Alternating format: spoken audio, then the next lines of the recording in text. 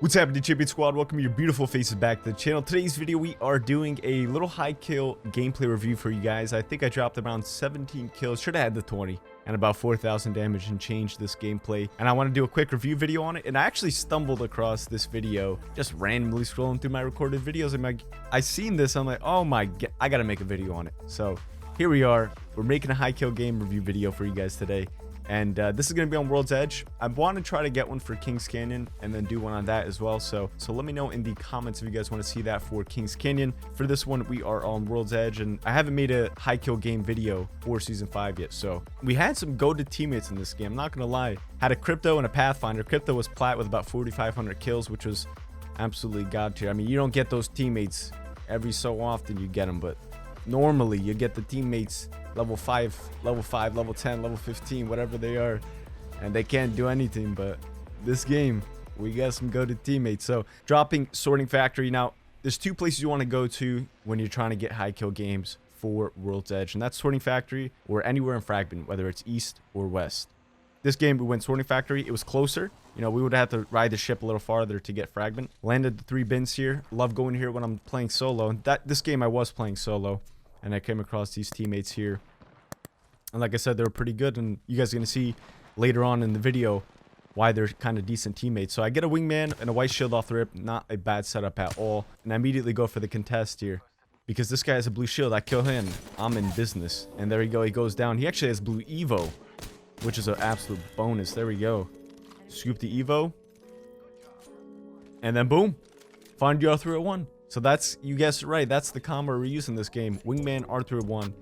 And I love finding weapon combos early. You know it's going to be a good game. Let's say you start off with an R9, or you're going to get a good game in your hands. So this game, Wingman, R301. The gun's an absolute laser. This guy gets beamed, and that's a squad right there. So I have 2 kills, and there's a blue shield for my teammates. Now I was thinking about making a full video on a debate. Which is better, R301 or R99? Because there's so much preference in this weapon choice, especially with this combo too. When you're pairing it up with the wingman, should you use an R301 or should you use an R99? A lot of you guys said R99. That's actually my preference as well, only because of the strafe movement speed you get with the submachine guns. You cannot go wrong with that. But don't get me wrong though, R301 is an absolute laser. You can start beaming people across the map, but the R99, you just can't beat that movement speed. And when people have some decent shots, you really need to use your movement as best as possible and be successful in these games and drop these high kill games. Now, R301, what I was actually doing is I was actually mapping people with it and get a nice quick weapon swap with the wingman this game. And you can see a lot of weapon swap moments that just go absolutely wonderful when you're using this kind of weapon combo.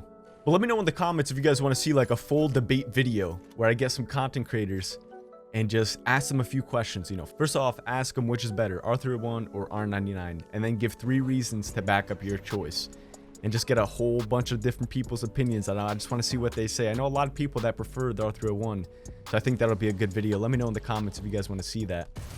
So back to Sorting Factory. I love going here because people actually rotate here. When you're in safe zone, which we are, and it's a hot place like this, you got teams rotating again because they know this is a high population area where they can find some kills. And that's where we're here. So up there, I fried one, got absolutely destroyed, so I had to back up, crank a Phoenix. Now notice my team, they don't have the best shields here.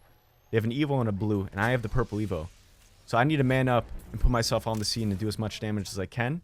And that's where you really got to do when you get the better shield, so you can help your team get the W here. Portal play in for that safety net, as I talked about. Crack one. Octane's one shot. Butchered the lifeline. There we go. There's that safety net. So even if you don't have phase, you can just run back to your portal.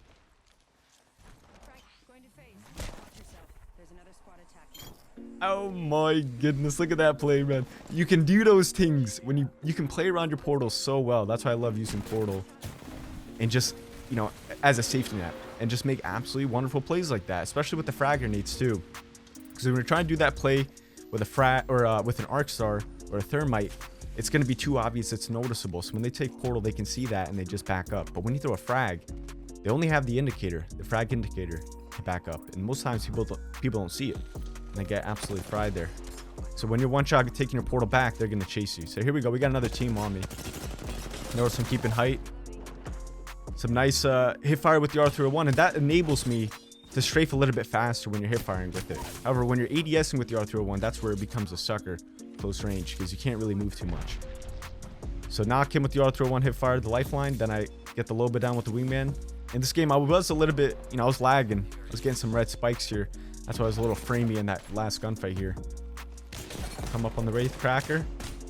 Choked a little bit of shots there. And there goes the kill in the dumpster. Kill is gone. So talk about kills stolen. This game, I did get some of my kills stolen. But little seesaw effect. You steal my kills, I'm going to take some of your kills too. So you're going to see in this game where I actually take some of my teammates' kills. Because they robbed that one there. Should have 7. But then I'm going to, I'll come back. You guys are going to see what happens here. We rotate Harvester. But back to landing Sorting Factory. Again, since it's a high population area where a lot of people like to land here, it's a hot drop, right? Especially if the ship's over it and you drop here. People that land in these farther out towns like Leaf, for example, right here, or Dome or Lava City, where they don't land contested, they're going to rotate here. That's their next big move, their next big rotation to go here. So that's where you can find a lot of these kills where you don't have to make big rotations. And then just searching for people, you know what I mean? When you land hot, wipe it out, just sort of vibe around there, loot around. More teams are going to come, and that's going to be some bonus plays for you. So you don't have to go chasing for kills. That's the worst thing. Hate when you have to hunt for kills the entire game, and just the slowest games ever. It's really annoying. So here we go. Here's our quick rotation. We're going Harvester here. I love having Crypto as teammates, but unfortunately, a lot of people shy away from Crypto. They don't really use Crypto because honestly, he's a hard legend to learn and use if you haven't used them before. That's why a lot of people shy away from them. But when I have Cryptos on my team, I go absolutely off. And this guy was a good Crypto. He was platinum. He was EMPing everybody. And I love when my Crypto EMPs, I'm just on the scene and just absolutely laser people. Here we go. This is an example right here. So they're EMP, they're slowed. Boom, easy fries. Knock him. Another one to the bottom left there. He's healing up from that EMP. Talk about the stolen kills, baby. There it is. 12 damage kill. And I kill him. That was my kill, that Bloodhound. But the other person. A little robbery there. But that's payback. That's revenge. So now we're sitting about 9 kills with 23 alive, including us. So again, when I say about these 20 bomb games is you want to have roughly about 10 kills, 7 to 10 kills with 20 alive. And that's how we're set up right now. We are in the clear for 20. So pay attention to that when you're going for these high kill games. And one thing I love about Evos is, let's say you get a good start like I had this game, is you get purple and red Evo super early into the game. And that's just an absolute bonus and advantage you have over your opponents when you get that red Evo so early. Because most of the times, if you get it early and you're taking all these fights, normally, most of the time, they don't have the chance to get these fights in and level up their Evos. So you have a high advantage there. And look at that. So this always happens to me too. When I rotate out somewhere and my teammates are late, somehow they find people, and I always have to run back to the gunfight and get my hands on them. So they have height and Harvester. I figured I can make a portal play and take some height over here just to match them. It's gonna be the best strat here, especially when you're trying to work an uphill battle. Just not the best look. So portal height, match them up. They know I'm up here, so that's why they start pushing me.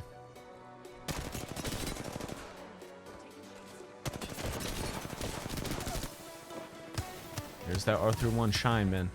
Nice little weapon swap. Clean them up. 11 kills now.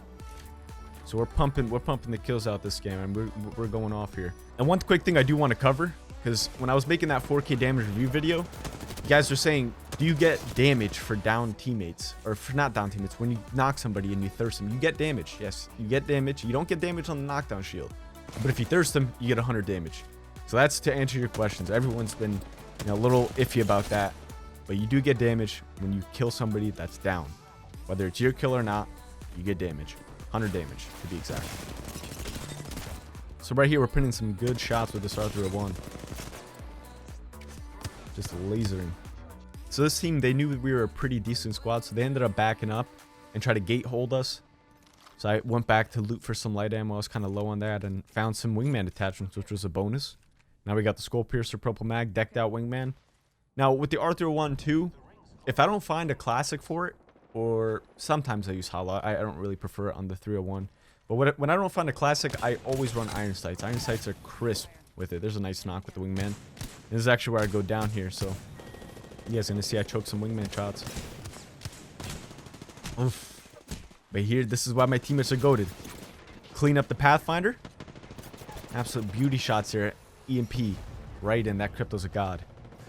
And then Crypto knows he's got the gold bag, goes for the quick res, and helps him get back on the scene. Now, unfortunately, I wasn't able to get those kills, and that's probably what cost my 20 this game. Those kills right there. Because I only knocked one, which is the Bloodhound. Luckily, I thirsted him. And then this guy was already knocked. And right here, another stolen kill. You guys are going to see. Hit him for 80. Blue shield. And I keep knifing, man. I keep knifing. My controller... I got an excuse, though. My controller is really old. These... Where is it? Oh, it's charging. My Xbox is off.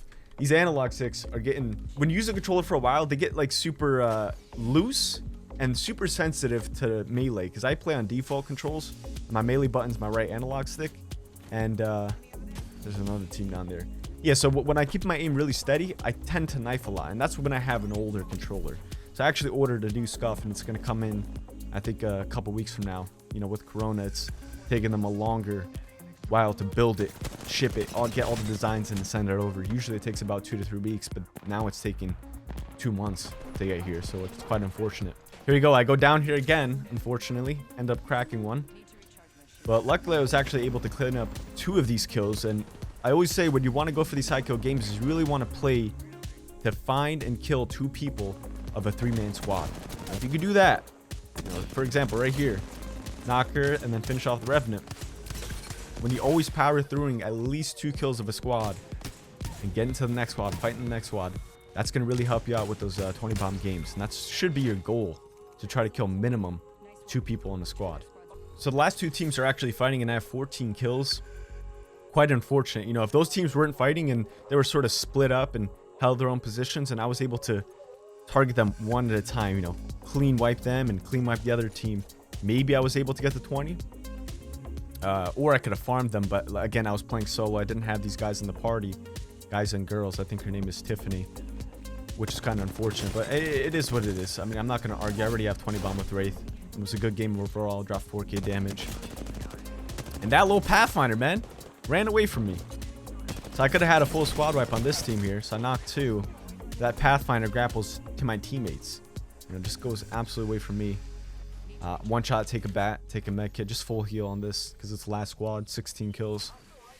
And notice real quick with the rotations, again, every time I get these high kill games or high damage games, I don't rotate too far. So we landed sorting, we rotated harvester, we came to this area, tree. You know, we're sort of in the same vicinity and getting all these kills in that vicinity. Just 3 different towns, really. And there it is. Finish off the last squad. And again, that's how you really gotta hope and pray that your lobbies go like that, where you don't need to rotate too far. You get the kills feeding into you, and you just go absolutely off. So it is a nice 26 squad kill game, 17 kills, 4,090 damage. So we're closing in on 80,000 subscribers, and I am planning on doing a giveaway, and it's gonna be on Twitter. I don't want to reveal anything yet. I want to hit the 80k, and then I'm gonna announce the giveaway on the community feed on this channel, the YouTube channel. And then I'll also make a post on Twitter on how to actually enter this giveaway. It's going to be an awesome giveaway. Just something to give back to you guys. Because you guys showed a lot of support over these past few months. And it's been absolutely mind-blowing. So thank you guys so much. Thank you for watching today's video. I hope you guys have a fantastic rest of your day. And as always, this has been your boy Sultan. I'm signing off. Peace.